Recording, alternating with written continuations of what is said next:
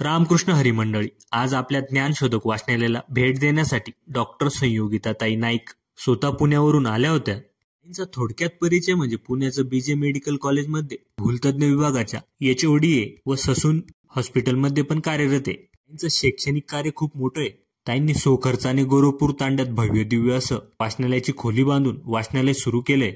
तसेच अनेक गावांना वाचनालयासाठी शैक्षणिक वस्तू म्हणजे पुस्तके, टेबल, कपाट, खुर्च्या अशा प्रकारची मदत त्यांनी केली. ग्रामीण भागातली पोरं शिकली पाहिजेत, मोठी झाली पाहिजेत या हेतूने ते काम करताय. त्यांचं हे कार्य बघून मला असं कायम वाटतं, त्या शहरात राहून सुद्धा आपल्या ग्रामीण भागासोबत अजूनही घट्ट नाळ जोडली गेली आहे.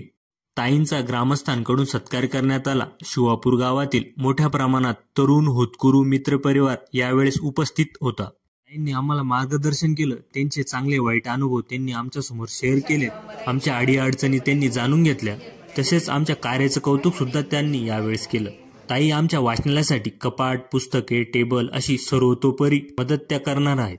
शेवटी त्यांनी वाचनालयाला भेट दिली, सर्व पोरांचं कौतुक केलं आणि शुभेच्छा दिल्या. डॉक्टर संयोगिताताई सारखी आयुष्यात चांगली माणसं आपल्यासोबत जोडली गेली याचा आनंद कायमस्वरूपी आमच्यासोबत राहील.